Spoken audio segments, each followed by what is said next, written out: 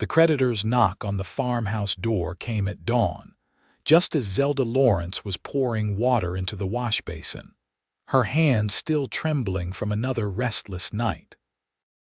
She knew before opening it that Marcus Holden had come to collect what she could not give, and the weight of that knowledge pressed against her chest like a stone.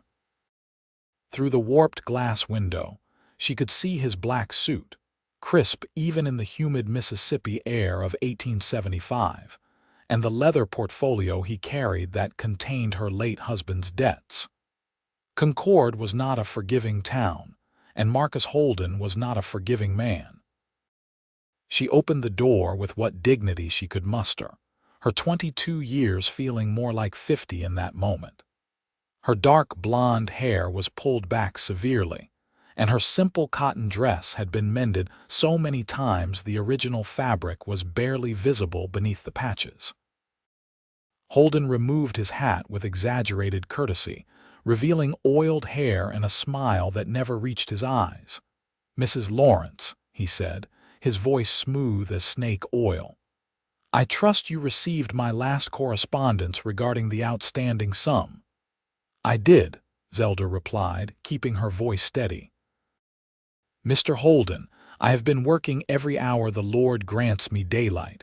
The harvest was poor and the prices at market even worse. I need more time." Holden's smile evaporated like morning dew. "Time, Mrs.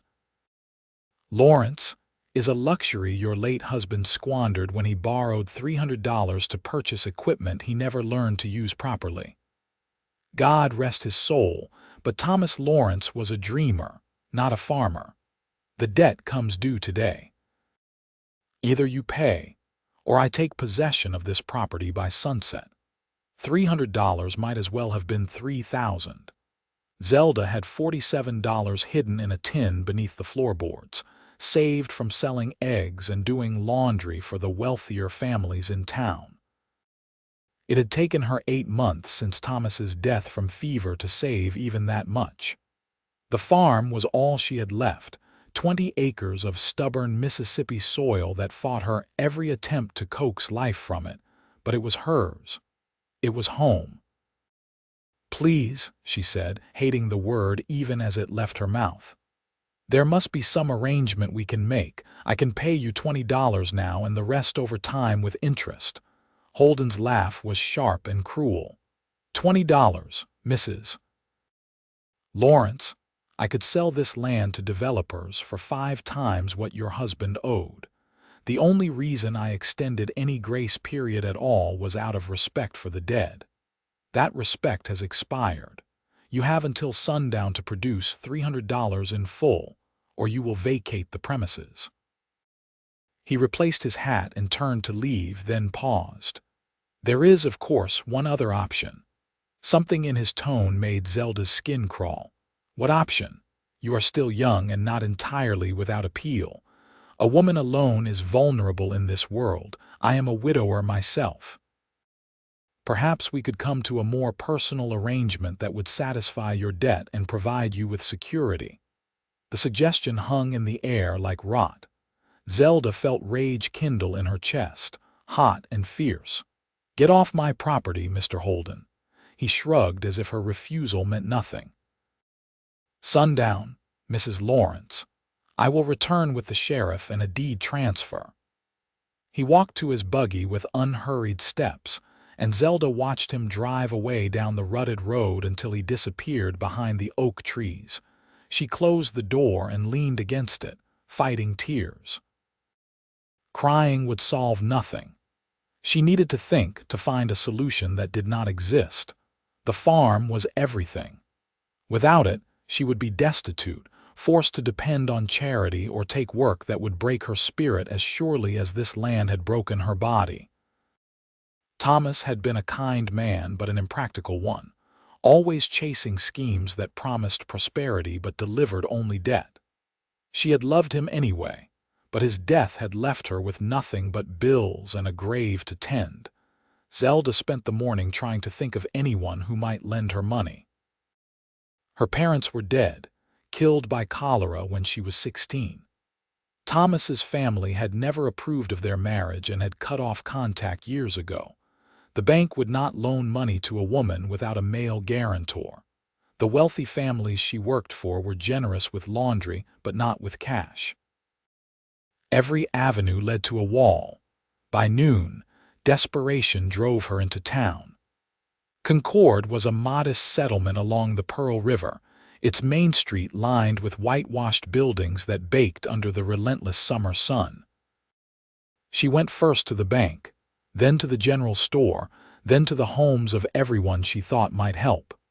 Each conversation ended the same way: sympathetic expressions, kind words, but no money. $300 was too much, they said. Times were hard for everyone, they said. They were sorry, but there was nothing they could do.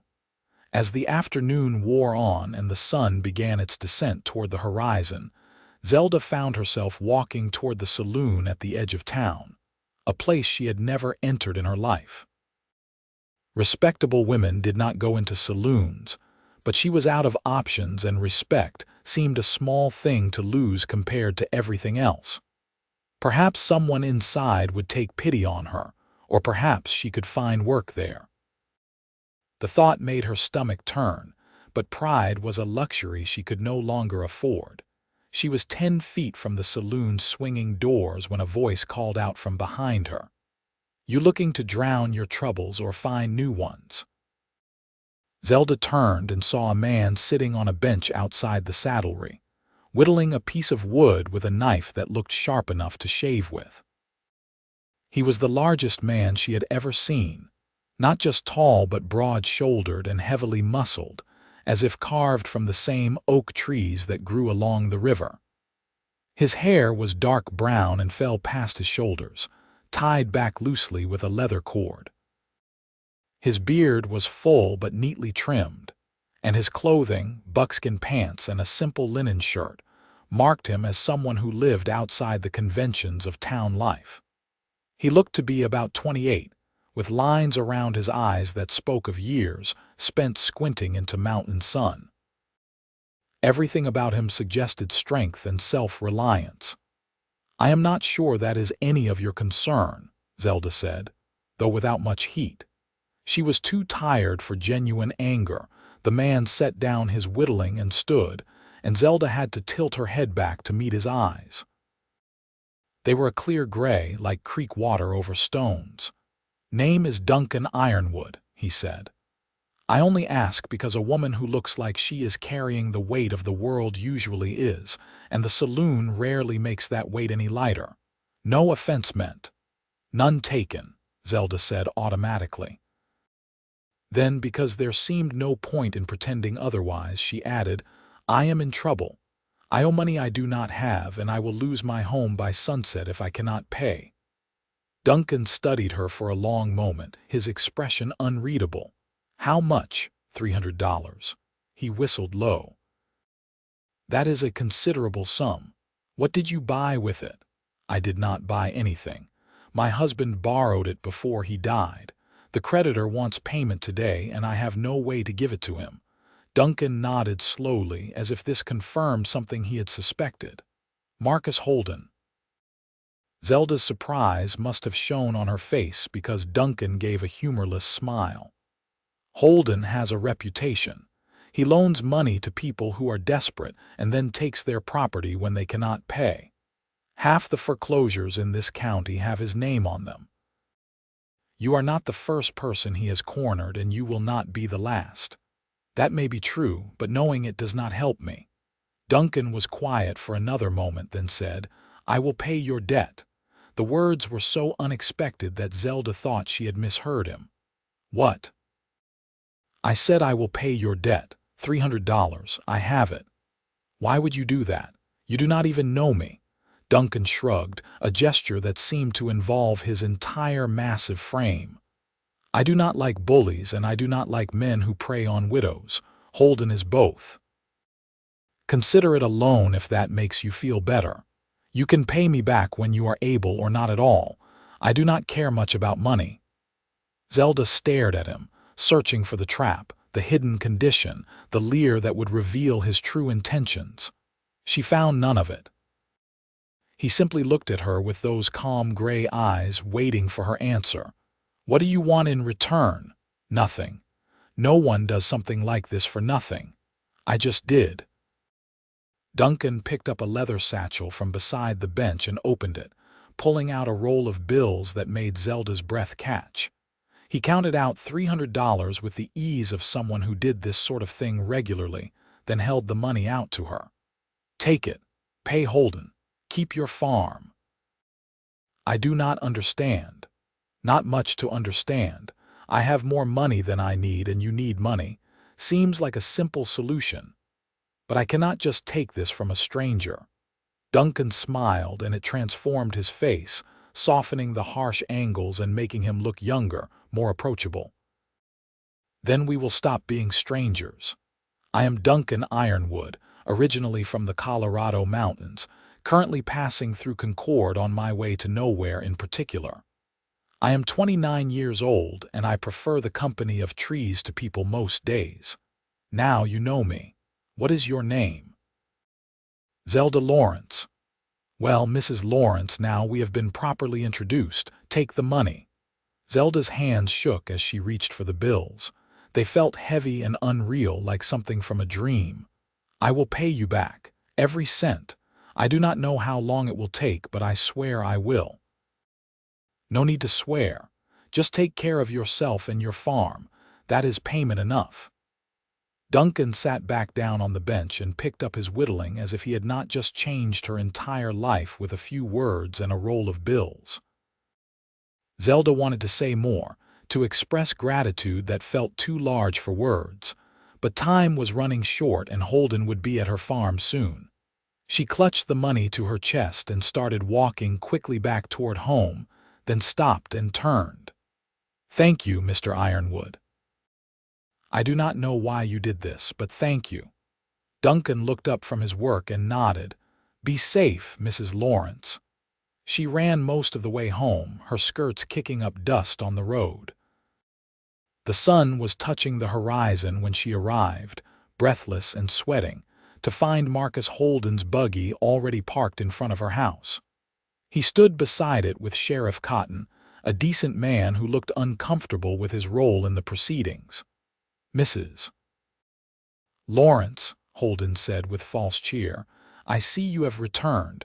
Do you have my money or shall we proceed with the eviction? Zelda pulled the roll of bills from her pocket and held it up. I have your money. $300. Holden's expression shifted through surprise, suspicion, and finally annoyance in the space of a heartbeat. Where did you get that? That is none of your concern. You said you wanted payment. Here it is. Zelda counted out the bills with shaking fingers, making sure Holden and the sheriff both witnessed the full amount. $300. Our business is concluded. Holden snatched the money and counted it himself, his movements sharp and angry. When he finished, he pulled a document from his portfolio and thrust it at her. Sign here. This acknowledges payment in full and releases the lien on your property. Zelda read the document carefully, despite Holden's impatient sighs, then signed it. Sheriff Cotton witnessed the signature and gave her a copy. Congratulations, Mrs. Lawrence, he said kindly. The farm is fully yours now. Holden climbed into his buggy without another word and drove away, his displeasure evident in every line of his rigid posture. The sheriff tipped his hat to Zelda and followed at a more leisurely pace, leaving her alone in the gathering dusk. She went inside and sat down at the kitchen table, the signed document spread before her. The farm was hers. She was safe. And she owed everything to a stranger who asked for nothing in return. Sleep eluded her that night. Every time she closed her eyes, she saw Duncan Ironwood's face, calm and certain, offering salvation as easily as another man might offer directions. Why had he done it? What kind of man carried that much cash and gave it away without hesitation? She knew nothing about him except his name and that he came from the mountains. It seemed impossibly reckless to trust him, yet she had no choice. He had already proven himself trustworthy by expecting nothing from her. The next morning, after finishing her chores and collecting eggs from the chickens, Zelda walked back into town. She was not sure what she intended to do, but she needed to see Duncan again, to confirm that yesterday had been real and not some fever dream born of desperation. She found him in the same place, sitting on the bench outside the saddlery, working on what appeared to be the same piece of wood. In the clear morning light, she could see him more clearly. His hands were large and scarred, the hands of a man who worked with them constantly.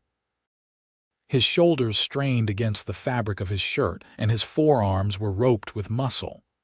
There was a quality about him that suggested contained power, like a mountain cat at rest.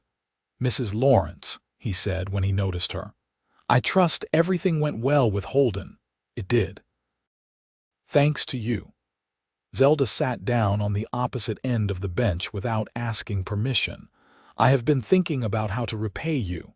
I told you that was not necessary, and I told you I do not take charity, so we are at an impasse." Zelda folded her hands in her lap. "I cannot pay you in cash right now, but I can offer you meals. If you are passing through Concord anyway, you must need a place to eat. Come to my farm for dinner tonight. It is the least I can do." Duncan set down his whittling and considered her offer. "I do not want to impose." "You saved my home. I think I can manage to impose a meal on you in return." A smile tugged at the corner of his mouth.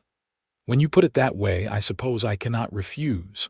What time?" 6 o'clock. "The farm is 3 miles south on the main road, white house with a red barn. You cannot miss it." "I will be there." Zelda stood to leave, then hesitated. "Why did you help me, Mr. Ironwood? The truth." Duncan was quiet for a moment, his eyes distant. "My mother was widowed when I was 12. My father died in a mining accident, and she was left with 3 children and no money. A man in our town offered to pay off our debts if she would marry him. She agreed because she had no choice, and he made the rest of her life miserable. She died 5 years later, worn down by work and a husband who saw her as property he had purchased. When I saw you yesterday, I saw her. I could not help her, but I could help you. That is the truth." The honesty in his voice struck Zelda like a physical blow. She understood in that moment that Duncan Ironwood was not trying to buy her gratitude or manipulate her into obligation. He had simply seen someone who needed help and provided it because he could. Such men were rare, especially in her experience. "I am sorry about your mother," she said quietly. "So am I. But her suffering taught me something valuable. Money is just paper and metal. It only matters when you can use it to make things better. I have more than I need, so I use it when I can." Zelda wanted to ask where his money came from, what a mountain man was doing with enough cash to pay substantial debts without blinking, but those questions seemed intrusive. Instead, she simply said, "I will see you at 6, and walked back toward her farm with her thoughts in turmoil. She spent the afternoon cleaning the house with an energy born of nervous anticipation. It had been so long since she had entertained anyone that she had forgotten how pleasant it was to prepare for company. She made chicken and dumplings, one of the few dishes she could cook reliably, and baked biscuits from the last of her good flour.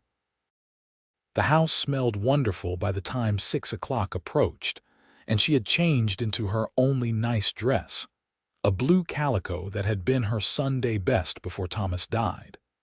Duncan arrived exactly on time, riding a huge bay horse that looked powerful enough to pull a wagon by itself. He had cleaned up since morning, his hair freshly washed and tied back more neatly, his shirt changed to a nicer one. He still wore his buckskin pants and moccasins, but he had made an effort, and Zelda appreciated it. "Your farm is beautiful," he said as she led him inside. "You have done well maintaining it alone. Thank you. It has not been easy, but it is mine." The words felt more true now than they ever had before. They sat down to dinner at the small kitchen table, and Zelda was surprised by how easy conversation came. Duncan was well-spoken despite his rough appearance, and he had a quiet sense of humor that emerged as they talked. He told her about growing up in Colorado, about learning to trap and hunt in the mountains, about the vast silences and stunning beauty of the high country.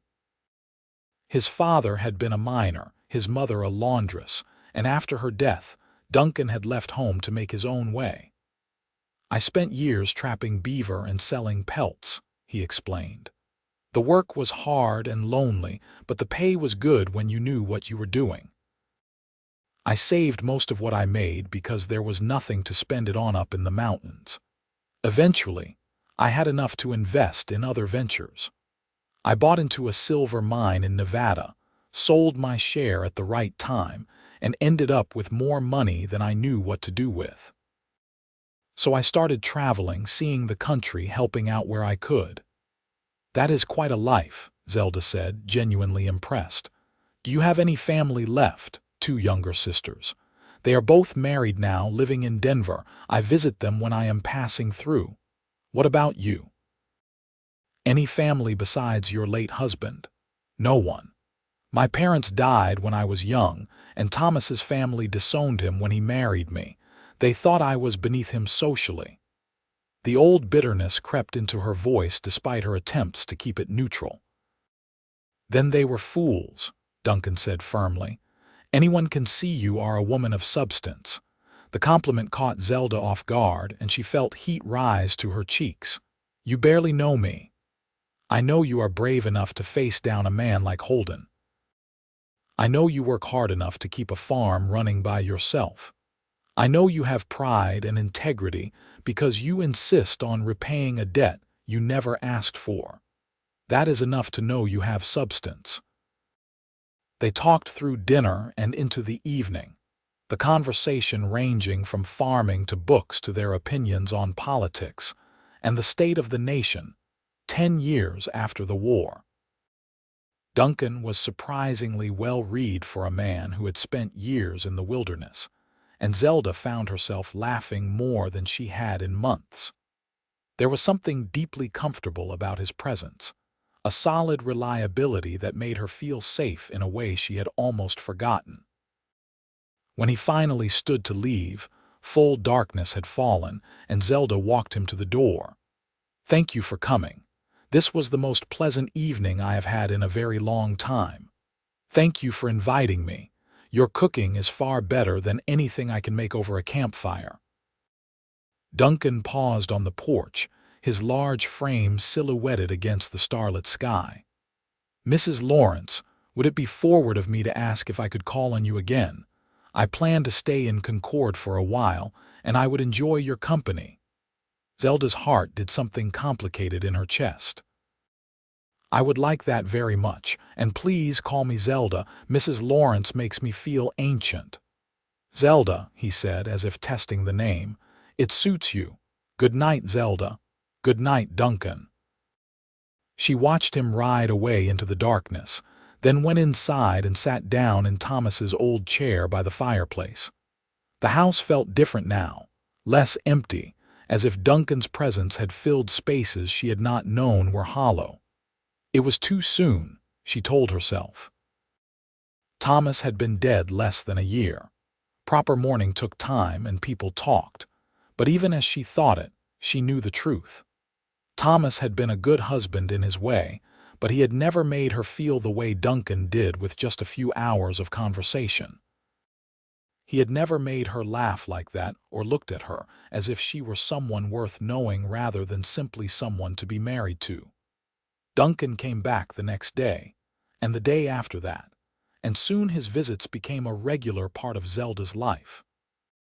He helped with heavy work around the farm, repairing the barn roof and fixing the broken plow that Thomas had never gotten around to mending.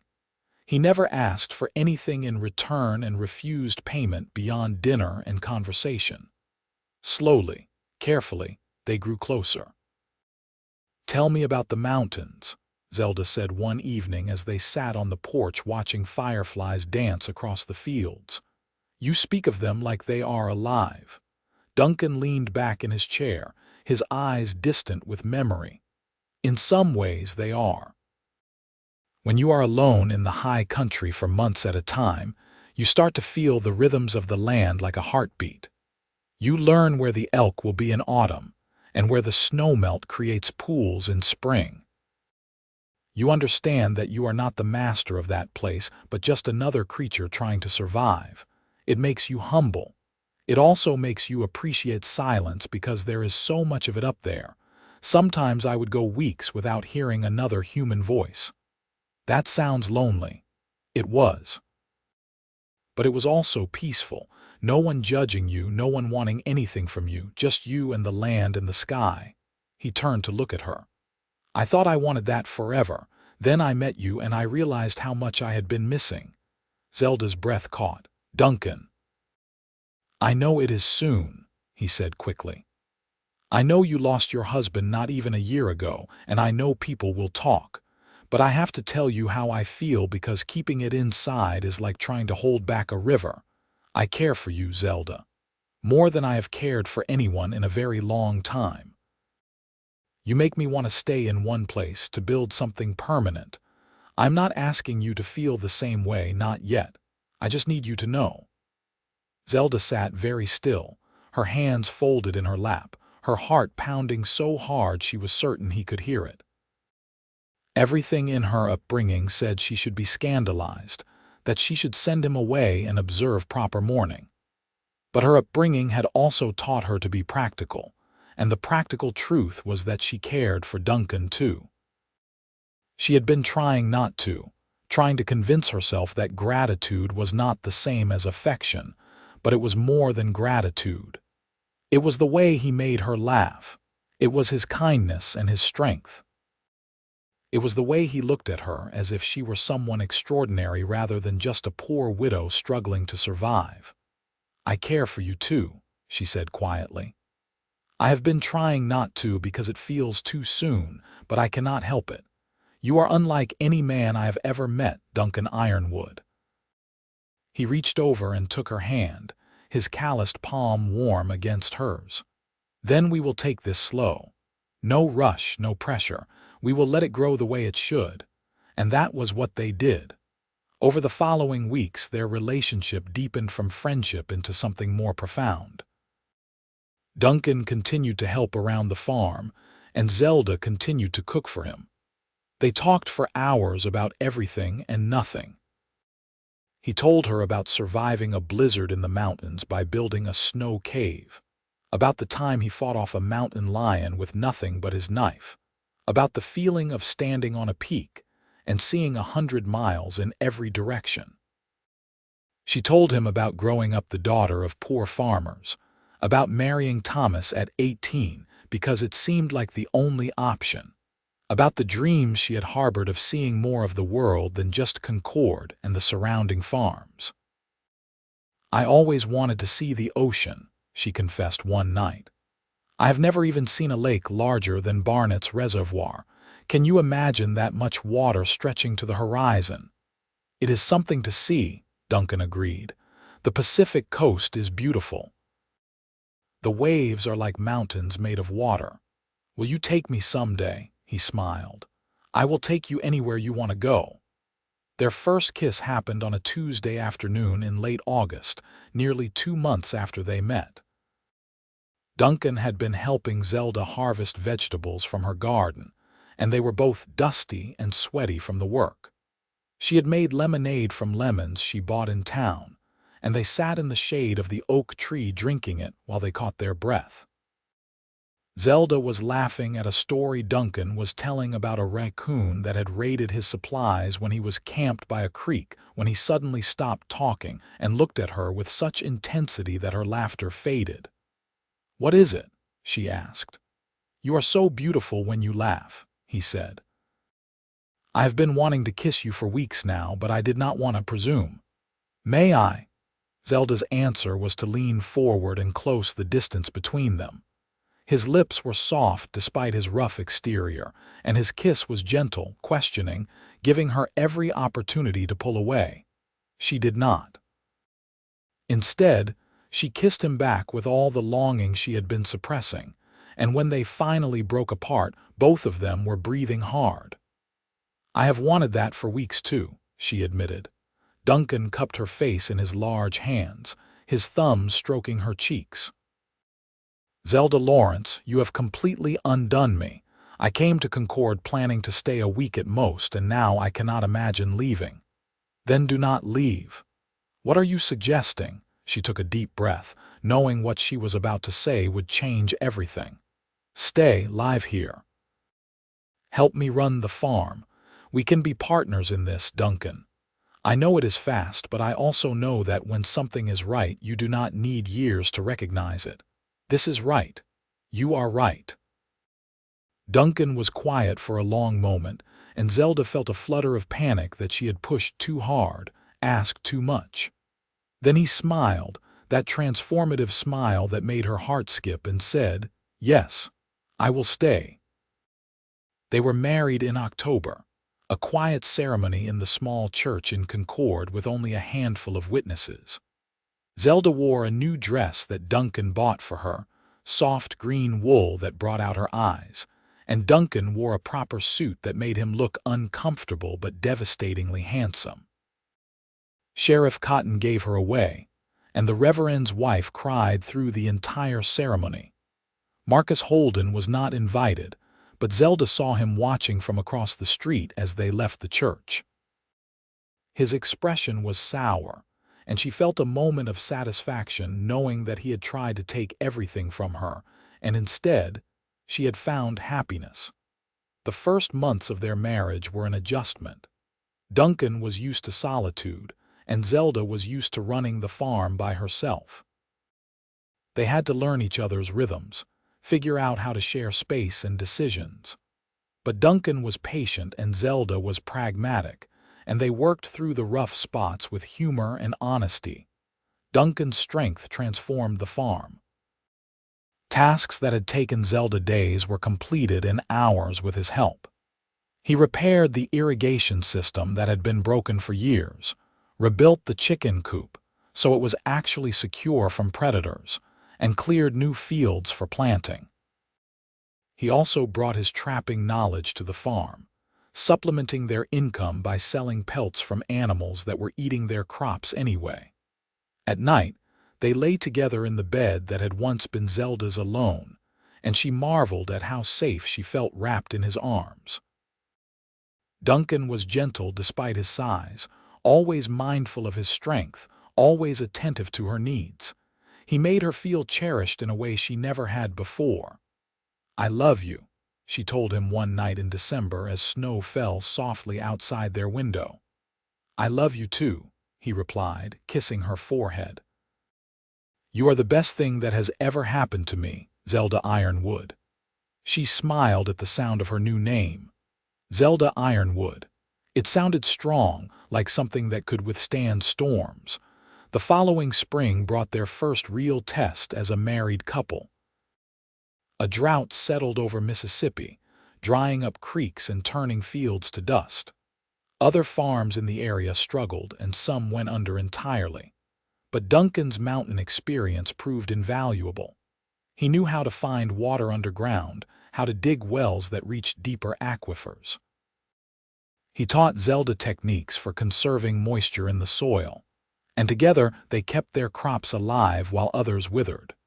Marcus Holden showed up in June, his expression even sourer than usual.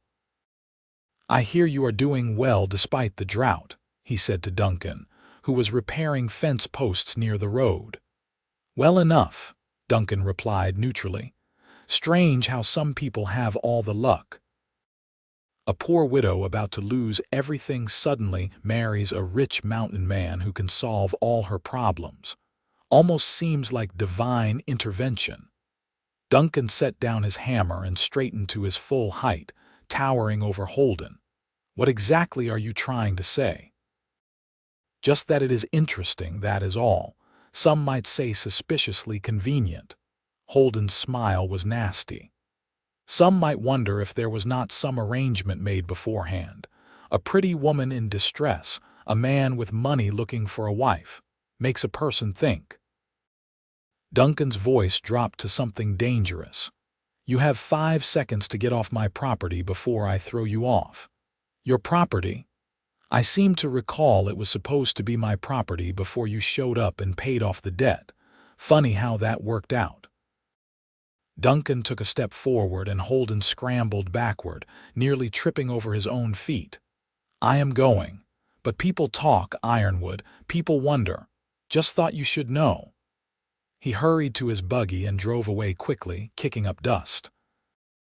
Zelda had watched the entire exchange from the porch, and she came down to stand beside Duncan. Do not let him get to you. He is just bitter because he lost what he thought was an easy acquisition. I know, but it bothers me that anyone would think poorly of you. Duncan put his arm around her shoulders. You deserve respect, not gossip. I have you. That is worth more than respect from people like Holden. The gossip did circulate for a while.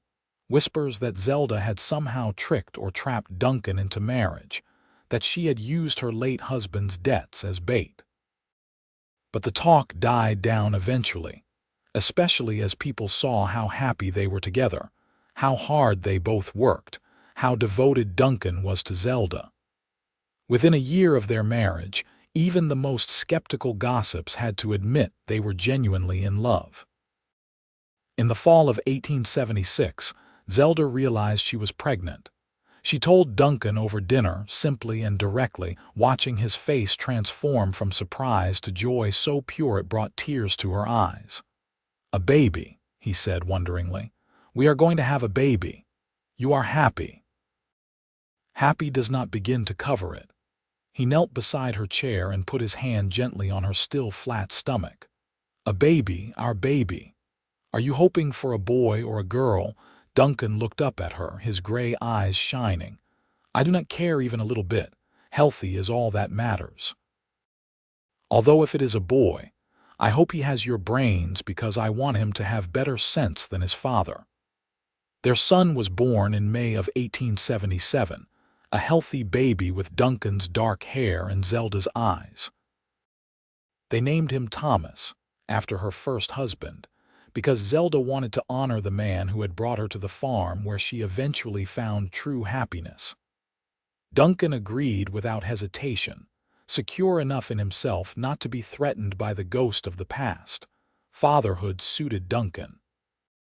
He was patient with the baby's crying, happy to walk the floor at night so Zelda could sleep. As Thomas grew from infant to toddler, Duncan taught him about the world with the same care he had once used to teach himself to survive in the mountains.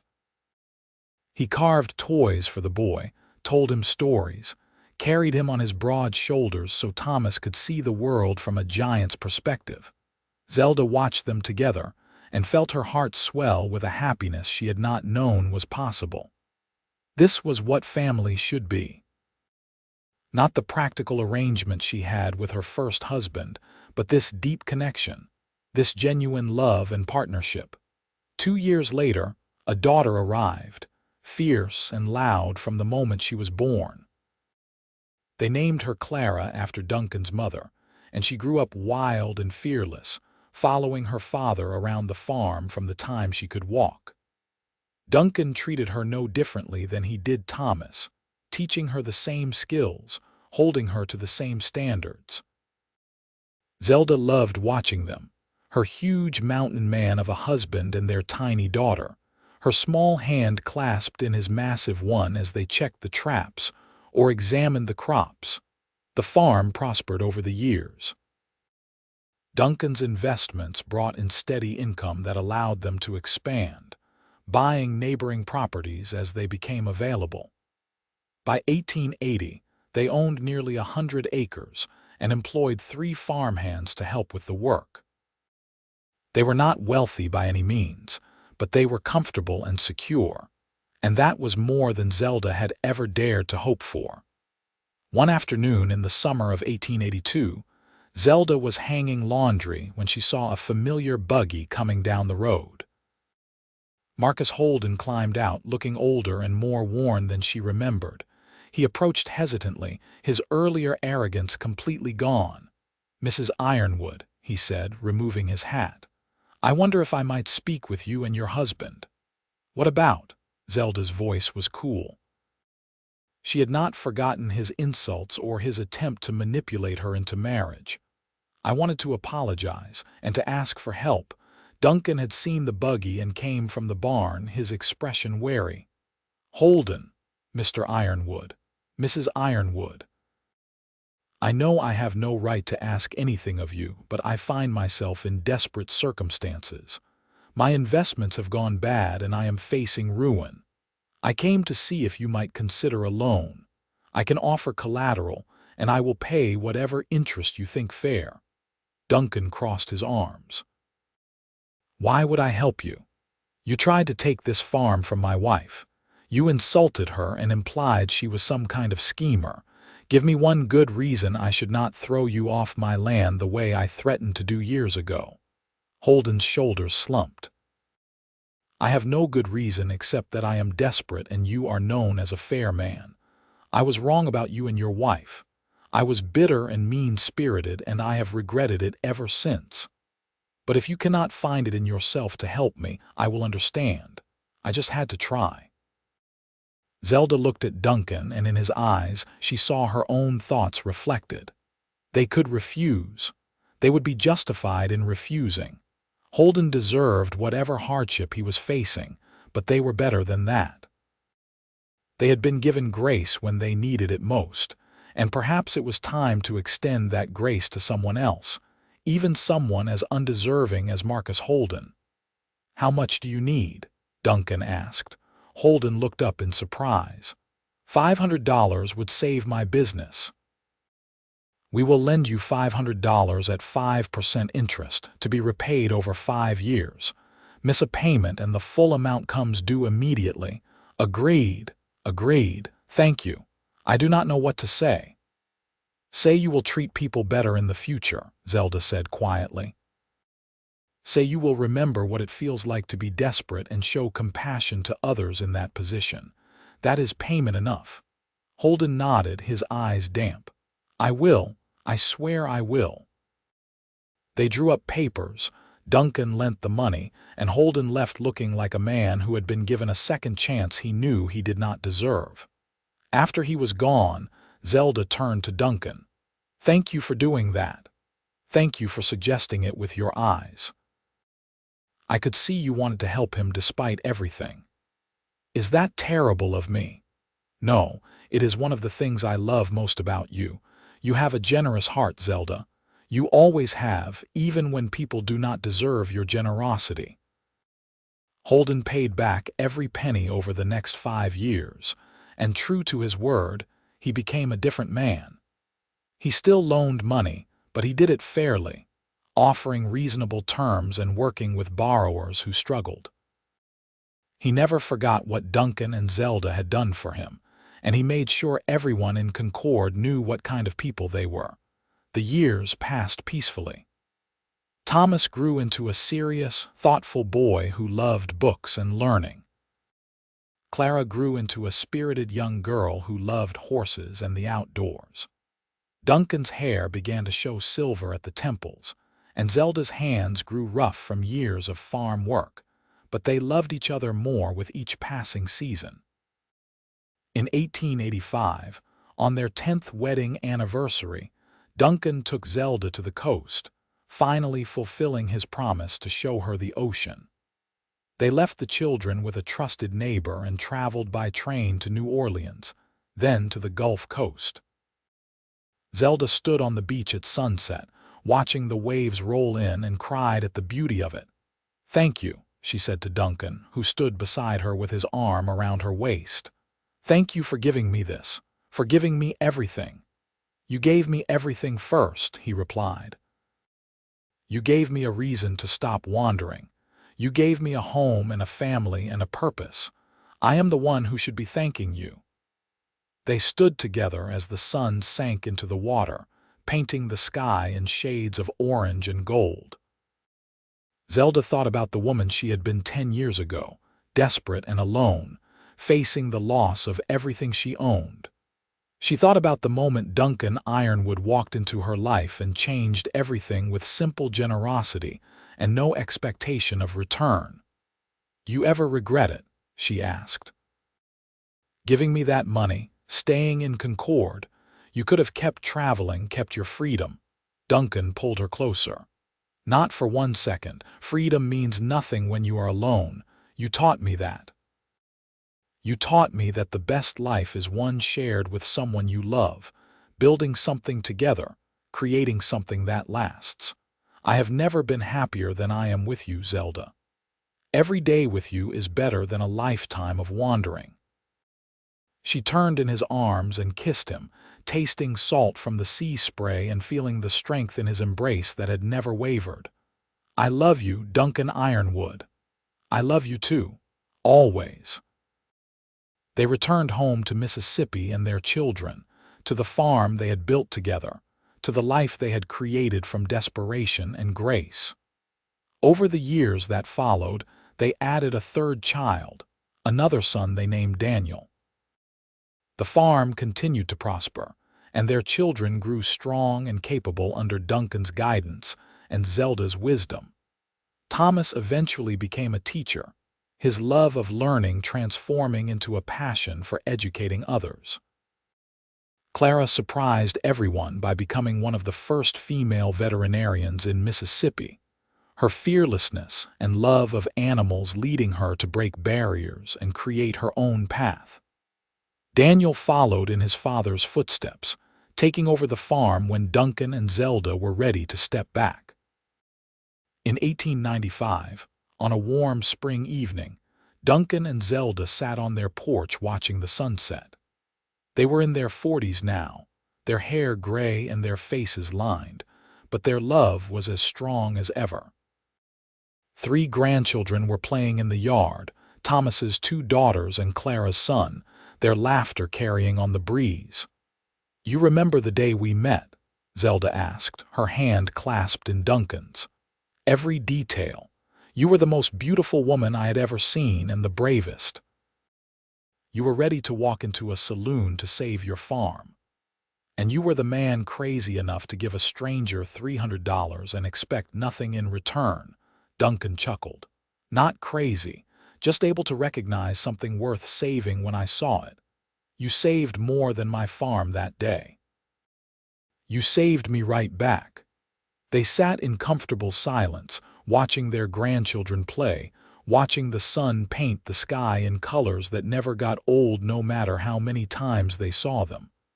This was happiness, Zelda thought. Not the absence of struggle, but the presence of love and partnership through all of life's challenges. This was what she had been afraid she would never have, and what Duncan had given her with simple generosity and an open heart. "Thank you," she said quietly. "For what?" "For everything. For paying my debt, for asking for nothing, for loving me." Duncan lifted her hand to his lips and kissed it gently. "Thank you for letting me stay. Thank you for building this life with me. Thank you for our family. I would do it all again in a heartbeat, Zelda. Every single moment." As darkness fell and stars began to appear overhead, they remained on the porch, hands clasped, hearts entwined.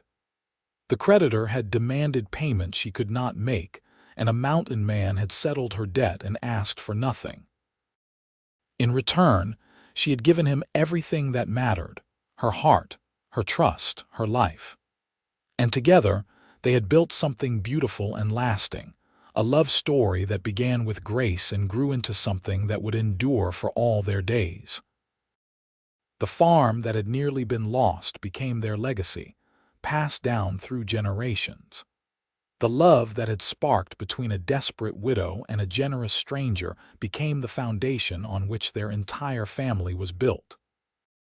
And the memory of that first meeting, when Duncan Ironwood had changed Zelda Lawrence's life with simple kindness, remained a story told to children and grandchildren as a reminder that sometimes the most important things in life come from unexpected places. Years continued to pass, each one adding new layers to their story. Duncan's strength remained even as his hair turned completely silver. He still worked the farm alongside Daniel, teaching his son and later his grandsons the skills he had learned in the mountains and refined through decades of farming. Zelda continued to manage the household with the same practical efficiency that had allowed her to survive alone. But now, she did it surrounded by family and love rather than desperate isolation. In 1900, as the new century dawned, the entire Ironwood family gathered at the farm for a celebration. All three of their children were there with their spouses and children, and the house that had once been so quiet and empty was now filled with noise and laughter and life. Duncan looked around at the crowded rooms, at the family that had grown from his decision to help a stranger 25 years earlier, and felt a profound sense of contentment. "Worth every penny," he said to Zelda as they watched the chaos together. She smiled and leaned against his shoulder. "Worth everything." Marcus Holden, now elderly and living in a small house in town, attended the celebration at their invitation. He had become a friend over the years, his redemption complete through years of changed behavior and genuine remorse. He watched Duncan and Zelda together and shook his head in wonder. "I almost destroyed the best love story in Concord," he said to Sheriff Cotton, who was also in attendance. "I almost took this away from them."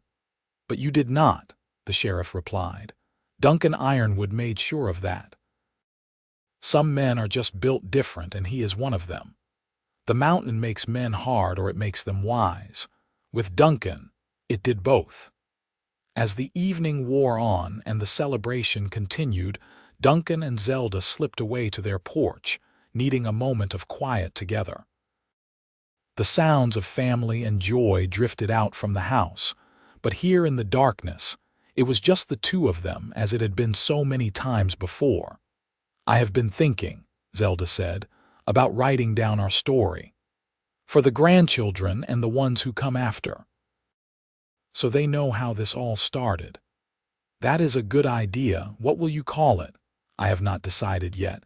Maybe just how we met, something simple." Duncan pulled her close. "Whatever you call it, make sure you include the important parts. How scared you were that day. How determined.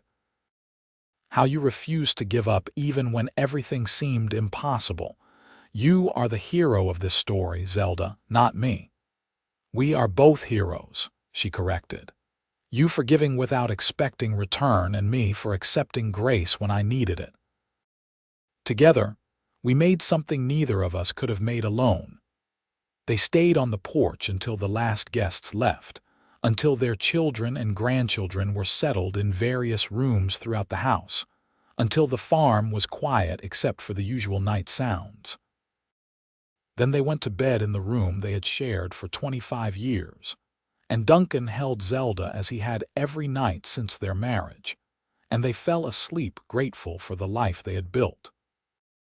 In the years that followed, Zelda did write their story, carefully recording the details of that desperate day when Marcus Holden had come demanding payment, and the miraculous appearance of Duncan Ironwood with his simple generosity.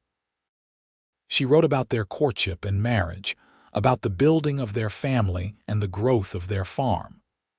She wrote about the challenges they had faced and overcome together, about the love that had sustained them through everything. The story became a treasured family heirloom, passed down through generations, a reminder of where the Ironwood family came from and the values on which it was built. Children and grandchildren and great-grandchildren read about Duncan's strength and Zelda's courage, about the grace that had saved a farm and sparked a love story. Duncan and Zelda lived long lives, dying within months of each other in 1910, both in their 60s. Duncan went first, his heart giving out while he was walking the fields he had worked for 35 years. Zelda followed soon after, her body simply giving up without the man who had been her partner and her love for so long. They were buried side by side in the Concord Cemetery under a simple stone that read Duncan and Zelda Ironwood. They built something beautiful. The farm continued through their children and grandchildren, growing and changing with the times but always remaining the Ironwood place, always remembered as the land that Duncan saved and Zelda kept. The story of how they met became local legend, told in Concord as an example of what real love looked like, of what generosity could create, of how one moment of grace could change everything. Marcus Holden, who lived to be 83, never stopped talking about what Duncan and Zelda had taught him.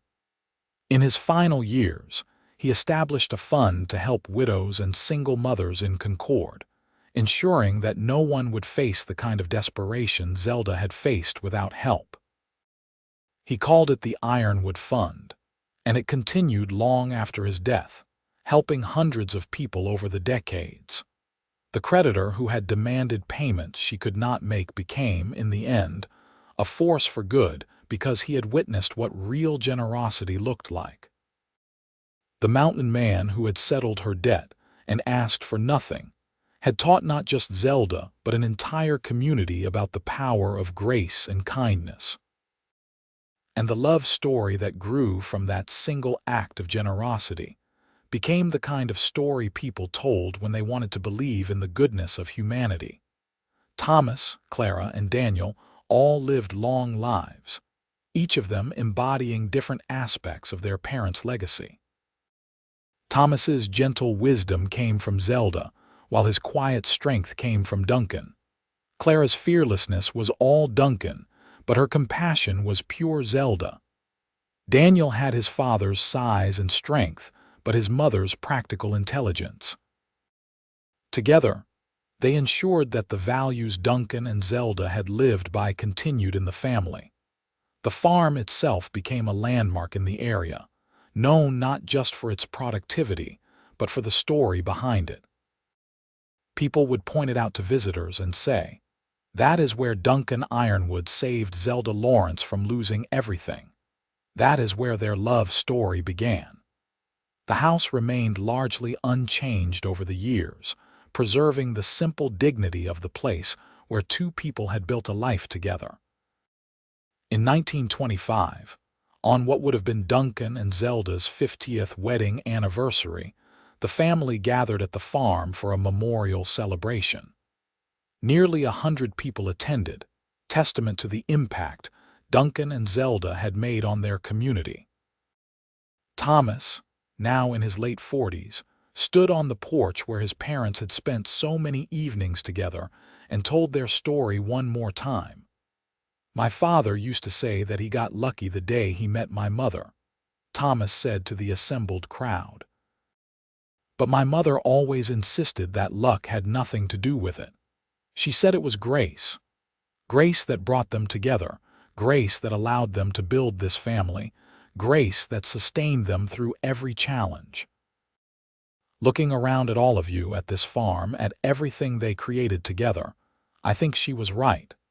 This is what grace looks like when it is given freely and received gratefully. This is what happens when good people choose to be kind. The celebration lasted into the night, filled with food and music and stories. Grandchildren who had never met Duncan and Zelda heard about them from those who had known them, and the legend grew richer with each telling. The mountain man who had been larger than life became even more heroic in memory, his strength and generosity the stuff of myth. The brave young widow who had refused to give up became a symbol of resilience and determination. But at the heart of all the stories was a simple truth. Duncan Ironwood had helped Zelda Lawrence because he could, and she had loved him for it. Everything else, all the years of happiness and family and prosperity, had grown from that single seed of kindness. It was a reminder that the smallest gestures could have the largest impacts, that one person's generosity could change not just a single life, but an entire family tree. The legacy of Duncan and Zelda Ironwood continued through the 20th century, and into the 21st. The farm remained in the family for generations, a rare example of land staying with the descendants of those who first worked it. The story of how it was saved remained part of family lore, told to each new generation as a reminder of their heritage and the values they were expected to uphold. In the town of Concord, Mississippi, the Ironwood name became synonymous with integrity and generosity. When someone did something kind without expecting return, people said they were pulling an ironwood. When someone faced impossible odds with determination, they were said to have Zelda's courage. The couple who had lived quiet lives on a small farm became larger than life in death, their story taking on mythic proportions. But the truth was simpler and more profound than myth. Duncan Ironwood had been a good man who helped someone in need.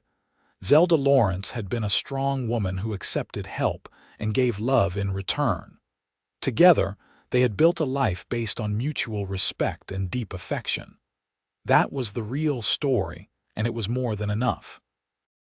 The farm where it all happened stood as a monument to what they had created. The fields Duncan had plowed, the barn he had rebuilt, the house where they had raised their children, all remained as testament to their love and labor.